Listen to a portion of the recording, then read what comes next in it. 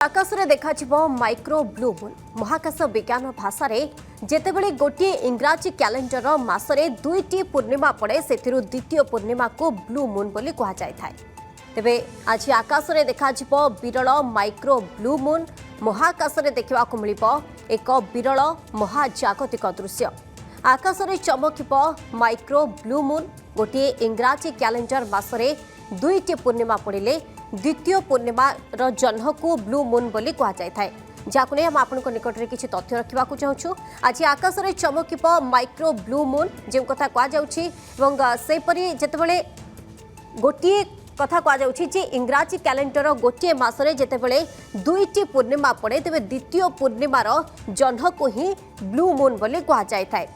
यह सहित चलित मास चलित मे 1 पर आज मे 31 तारिख में चलित मासर द्वितीय पूर्णिमा बोली कहुच्छी कि यह को ब्लू मून बोली कहुच्छी। प्रति 2.5 वर्ष थे आसी थाए एभली विरल संजोग बा ये महाजागतिक दृश्य देखा मिलता है। सेपरी आज आकाश में देखा ये विरल महाजागतिक दृश्य से ना ब्लू मून होइतिले मध्य जन्ह नील रंगर देखा नाही बोली कहुच्छी। किंतु कहुच्छी जे गोटे जितेबले यह निजर साधारण धला किंबा हालुका हलदिया रंगरे ही देखा बोली कहुच्छी। सेपरी आज नील जन्ह देखा समस्त भितर बेस उत्साह रही कारण कैलेंडर गणना और चंद्रर दूरता हिसाब से यह माइक्रो ब्लू मून आख्या दि जाइए। विशेषकर ये माइक्रो ब्लू मून कहीं कहुई से बाबद में जानबू। किंतु आकाश जितेबाला मेघमुक्त रहिले सारा ओडिशार लोक खाली आखिरे यही सुंदर दृश्यर मजा नहीं पारिबे बोली कहुच्छी।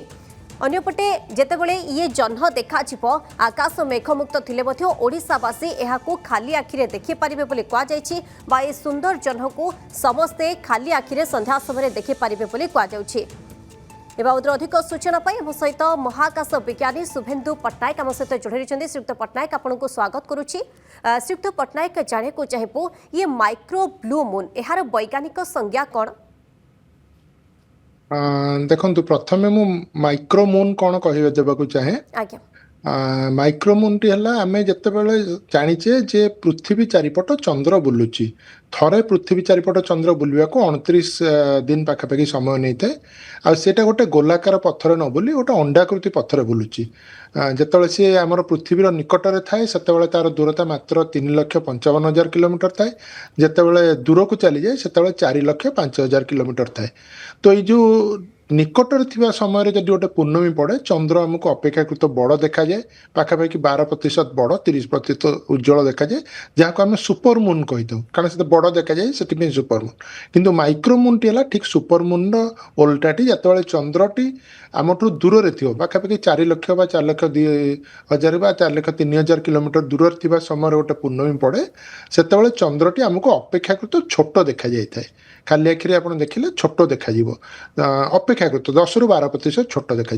तो ताकू आम माइक्रो मून बा क्षुद्र जन्ह बोली कही था। तो से भाया गोटे अवस्था आज आसूची डिसेम्बर आम मे 31 तारिख में तो सहीटा आम माइक्रो मून देखा जहाँ आप कहते जदि गोटे इंग्राजी कैलेंडर वर्ष आमर 2टी पूर्णमी पड़ी थाए द्वितीय पूर्णमीटी को आम ब्लू मून बोली कही था। ये ब्लू मून शब्दटी आसी आमर इंग्राजी रे गोटे कथन रही जहाँ को आम कहू once in A blue moon कदबा क्वचित आसी थाए से नाटा ब्लू मून रखा जाइए। किंतु ये मुझे दर्शक मानू जन देवाक चाहे जो प्रचार करा नील जन्ह देखा सेटा प्रकृत ठीक नुहे बोली मुझे कहबी। नील जन्ह गोटे घटना गोटे नाम मात्र जमती आमर कुमार पूर्णमी नाम दि जाए दोल पूर्णमी दि जाए सेमती गोटे पूर्णमी जोटा कि गोटे कैलेंडर मासरे द्वितीय थर पर पड़ुची तार नामकरण करा जाइए ब्लू मून बा नील जन्ह। चंद्रर रंग सहित कौन संपर्क नहीं एटा केवल गोटे तार ना चंद्र पूर्णमी दिन जमती देखा जाए ईश्वत हलदिया देखा दिग्बल थिला बेले उपरकू गले सफा धला देखा ठीक से ही गोटे पूर्णमी कारण पूर्णमी चंद्र को देखा बहुत सुंदर लगे राति जाक यह देखा संपूर्ण राति पूरा संध्या टू सकाळ पर्यंत।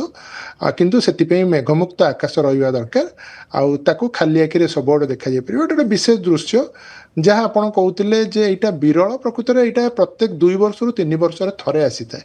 କାରଣ ଆମେ ଜାଣିଛେ ଯେ ଗୋଟିଏ ପୂର୍ଣ୍ଣମୀରୁ ଆଉ ଗୋଟିଏ ପୂର୍ଣ୍ଣମୀ ହେଉଛି 29 ଦିନ ଜମା, 29 ଦିନ। ତେଣୁ ଯଦି ଗୋଟେ ପୂର୍ଣ୍ଣମୀ କୌଣସି ଇଂରାଜୀ ବର୍ଷର 1 ତାରିଖ ମାସର 1 ତାରିଖରେ ପଡ଼ିବ, ତେଣୁ 30 ବା 31ରେ ଆଉ ଗୋଟେ ପୂର୍ଣ୍ଣମୀ ପଡ଼ିଥାଏ। ତ ସେଇ ଦ୍ୱିତୀୟ ପୂର୍ଣ୍ଣମୀଟିକୁ ଆମେ ବ୍ଲୁ ମୁନ୍ ବୋଲି କହିଥାଏ। ଫେବୃଆରୀ ମାସରେ କେବେ ବି ବ୍ଲୁ ମୁନ୍ ପଡ଼ିପାରିବନି, କାରଣ ଫେବୃଆରୀ ମାସଟା ହେଉଛି ମାତ୍ର 28 ଦିନ। ଆଉ ବାକି କିଛି ମାସ ଅଛି ଯେଉଁଟାକି 30 ଦିନ ବା 31 ଦିନ। ତ 31 ଦିନ ମାସ ଯେଉଁ ରହିଛି କେତେଟା, ଯେମିତିକି ଡିସେମ୍ବର, ଜାନୁଆରୀ, ସେଗୁଡ଼ିକରେ ପ୍ରାୟ 2ରୁ 3 ବର୍ଷରେ ଥରେ ଲେଖା ବ୍ଲୁ ମୁନ୍ ପଡ଼ିଥାଏ। କିନ୍ତୁ 30 ଦିନିଆ ମାସ ଯେମିତିକି ଜୁନ୍ ମାସ, ସେପ୍ଟେମ୍ବର ମାସ, ସେଗୁଡ଼ିକରେ ଅନେକ ଦିନ ବ୍ୟବଧାନରେ ବ୍ଲୁ ମୁନ୍ ପଡ଼ିଥାଏ ବା ଶ୍ରୀଯୁକ୍ତ ଘଟିଥାଏ ପଟ୍ଟନାୟକ ଆମେ ଆଉ ଗୋଟେ କହିପାରିବା। କଥା ତ ଜାଣିବାକୁ ଚାହିଁବୁ, ଖାଲି ଆଖିରେ ଦେଖିବା ଆଉ ଟେଲିସ୍କୋପରେ ଦେଖିବା ସେମିତି କିଛି ବିଶେଷ ତଫାତ ରହିଛି କି?